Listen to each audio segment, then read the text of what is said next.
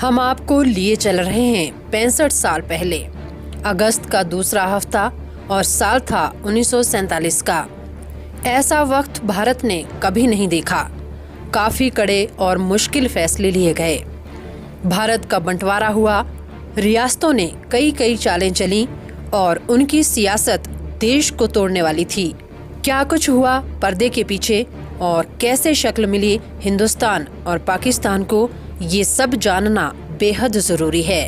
अंग्रेजों द्वारा अपनी महारानी को आखिरी चिट्ठी लिखी गई इंग्लैंड में। लिखने वाले थे लॉर्ड माउंटबेटन। चिट्ठी के अनुसार ब्रिटिश सरकार का ये आखिरी हफ्ता बेहद व्यस्त हफ्ता था। ऐसा समय अब से पहले कभी नहीं आया। हम सबसे मुश्किल भरे दौर में काम कर रहे थे। हर दिन नई समस्या हमारे सामने आ रही थी। गंभीर समस्या बाउंड्री कमीशन को लेकर थी।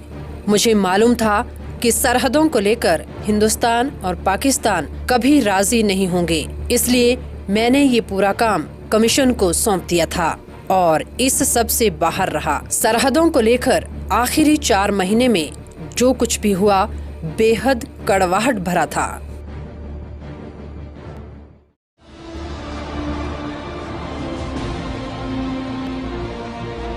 जिस कड़वाहट का माउंटबेटन जिक्र कर रहे हैं उसकी वजह है ये कागज।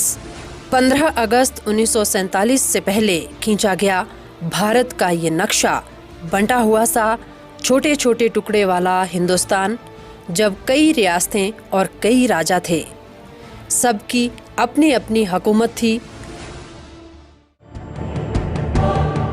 और ये वो नक्शा है जो हमें सत्ता सौंपते वक्त मिला, यानी आज़ादी के बाद भारत की सीमाओं को नापने वाला कागज। शायद इस नक्शे पर लकीर खींचना दुनिया के सबसे पेचीदा कामों में से एक रहा होगा। इसको बनाने का काम तब हो रहा था जब भारत को सत्ता की चाबी मिलने में सिर्फ 1 हफ्ता बाकी था, और ये सब हो रहा था दिल्ली के ऐसे ही दिखने वाले एक छोटे से बंगले में। जिस शख्स को नक्शा बनाने का काम दिया गया उसका नाम था रेडक्लिफ। वो तब ब्रिटेन में जज थे। यहाँ रेडक्लिफ और उनकी टीम दिन रात कई फैसले ले रही थी। बार बार नक्शे बनाए और बदले जा रहे थे। दिल्ली का एक बंगला नए मुल्कों की तकदीरें तय करने वाला था। सिर्फ यहीं बैठे लोगों को मालूम था कि आने वाले भारत व पाकिस्तान के हिस्से में दरअसल क्या क्या आने वाला है। भारत और पाकिस्तान के नेता नेहरू व जिन्ना को तो सही खबर भी नहीं थी कि कैसा नक्शा बन रहा है। प्रॉब्लम्स आएंगे और बंटवारा कैसे होगा, दैट एक प्रांत का एक विलेज का बंटवारा किया जाएगा, करना पड़ेगा, ये जिन्ना ने खुद ने भी नहीं सोचा था। ये उनके लिए भी एक surprise, it came as a surprise to him also. यहाँ हर पल पेंसिल अपना काम कर रही थी। रेडक्लिफ को पंजाब और बंगाल का बंटवारा करना था। यहाँ रहने वालों पर आने वाले भारत और पाकिस्तान का जबरदस्त दबाव था। शायद इसीलिए हर दिन 30 मील की सरहद खींचने का काम हो रहा था। ये काम जिस तेजी से चल रहा था उसी तेजी से ये कई गांवों को बीच में से काट रहा था। सरहदें बांटने की इस तेजी में खेत खलियान, गांव व फैक्ट्री सब उजड़ रहे थे। हर एक गांव और इंच जमीन के लिए दोनों तरफ के लोगों की अपनी अपनी दलीलें थीं। सिर्फ भौगोलिक दृष्टि से डिफिकल्ट था ऐसा नहीं है, हर एक चीज के पीछे लोगों की भावनाएं जुड़ी हुई थी।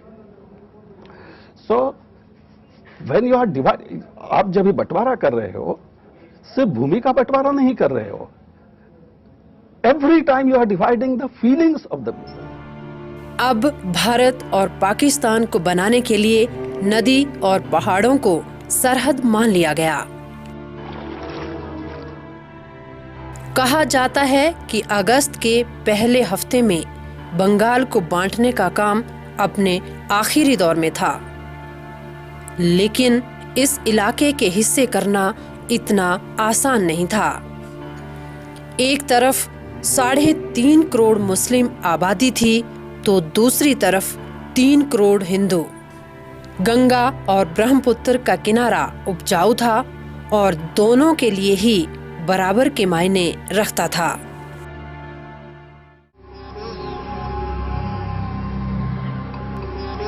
लेकिन शायद इससे भी ज्यादा कठिन था उस सांस्कृतिक पहचान को बांटना जो हिंदू और मुस्लिम को एक करती थी। बंगाल के लोगों की बोली, रहन सहन, खाना पीना और यहाँ तक कि कवि भी एक ही थे। Rabindranath Tagore was revered in both. ऐसा नहीं कि ईस्ट बंगाल नहीं मानता था और वेस्ट बंगाल मानता था, या वेस्ट बंगाल मानता था और ईस्ट बंगाल नहीं मानता था। Rabindranath Tagore was a pride of entire Bengal. So ऐसा नहीं है कि हिंदुओं को वो चाहते थे और मुसलमानों को नहीं मांगते थे, ऐसा नहीं है। So it was very difficult because culturally they are one, religiously they may be different, but the language is one. East Bengal does not speak Urdu, remember. They speak Bengali. And therefore, the division was very, very difficult. दूसरी ओर पंजाब सबसे बड़ी चुनौती बन चुका था। मुस्लिम, हिंदू और सिखों की छोटी छोटी आबादियों को बांटना अब टेढ़ी खीर लग रहा था।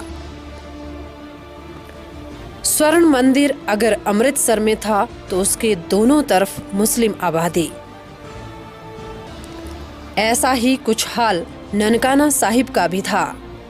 यहाँ भी 1.5 करोड़ हिंदू, तकरीबन उतने ही मुस्लिम और 50 लाख सिख बसते थे।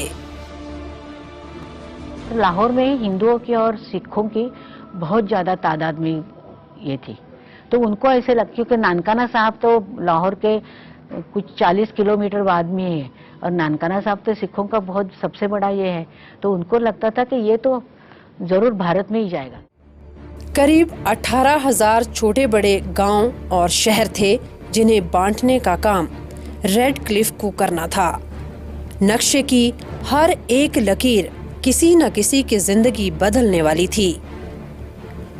वक्त बहुत कम था, इसलिए नक्शा बनाने वालों ने खुद को उस छोटे से बंगले में बंद कर लिया।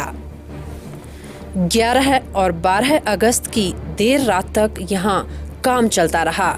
रेड क्लिफ अब तक समझ चुके थे कि वो इस आज़ादी का सबसे मुश्किल भरा काम कर रहे हैं। 13 अगस्त की सुबह रेड क्लिफ के सहायक ने वायसराय को 2 लिफाफे दिए।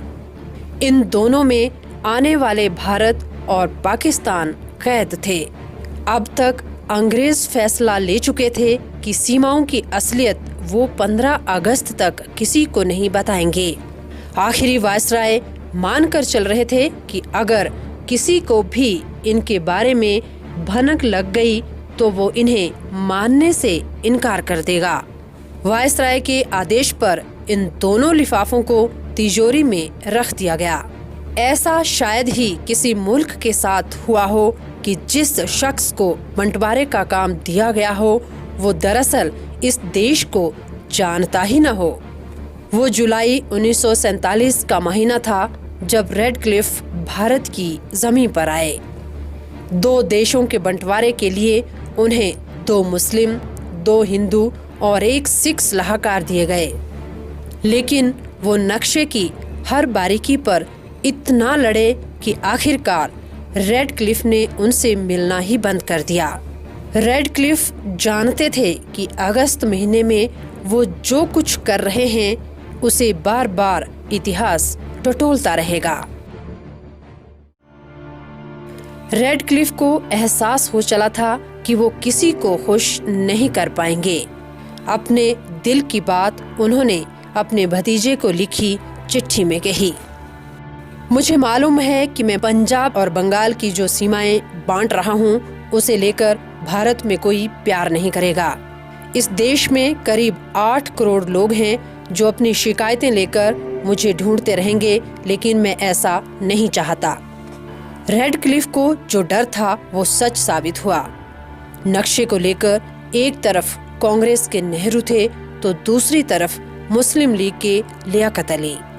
बंगाल को बांटने पर जो रस्साकशी चली उसकी रिपोर्ट अब सार्वजनिक हो चुकी थी।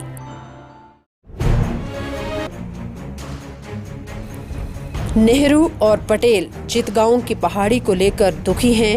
वो यहाँ रहने वालों से वादा कर चुके थे कि उन्हें कभी पाकिस्तान में नहीं जाने देंगे। मेरी सलाह थी कि इस सरहद के विवाद को लेकर बाद में दोनों सरकारें आपस में बात कर ले, लेकिन मुझे अफसोस है कि नेहरू और पटेल बहुत कड़वाहट महसूस कर रहे हैं। एक तरफ नेताओं के बीच कड़वाहट थी तो दूसरी तरफ मुहब्बों के सरहदों के बारे में जनता को कम पता है।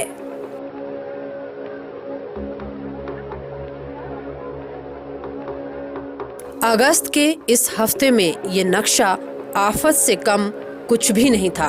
अंग्रेजों का एक तबका कह रहा था कि दोनों मुल्कों के नक्शे 15 अगस्त के बाद खोले जाएं, लेकिन कुछ ऐसे भी थे जिनकी दलील थी कि सरहदों के बारे में न बताने से हालात और बिगड़ सकते हैं। अब तक पंजाब भड़कने लगा था।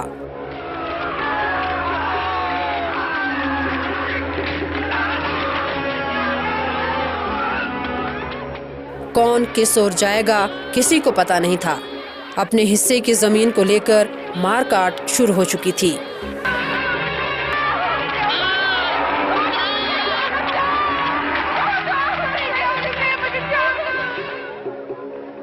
इसी फौज ने 7 अगस्त को एक रिपोर्ट भेजी जिसमें कहा कि सीमाओं का ऐलान किसी को खुश नहीं करने वाला, और 7 दिन बाद यानी 14 अगस्त को फौज के मुखिया ने कहा, सीमाओं का ऐलान न करने का मतलब है ज्यादा तनाव और मुश्किल।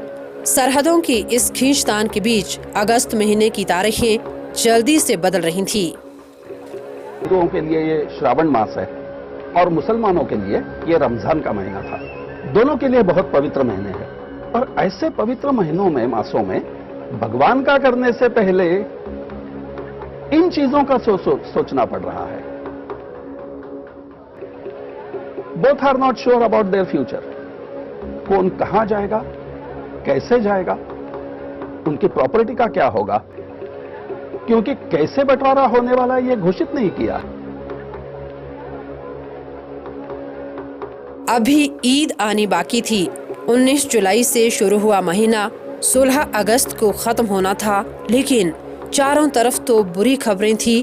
पारा लगातार चढ़ रहा था। अगस्त के दूसरे हफ्ते में भी गर्म हवाएं थी। बारिश का नामो निशान न था। जो हिंदू और मुस्लिम आबादी अभी इधर से उधर जाने की शुरुआत कर चुकी थी, उस पर भूख हावी थी।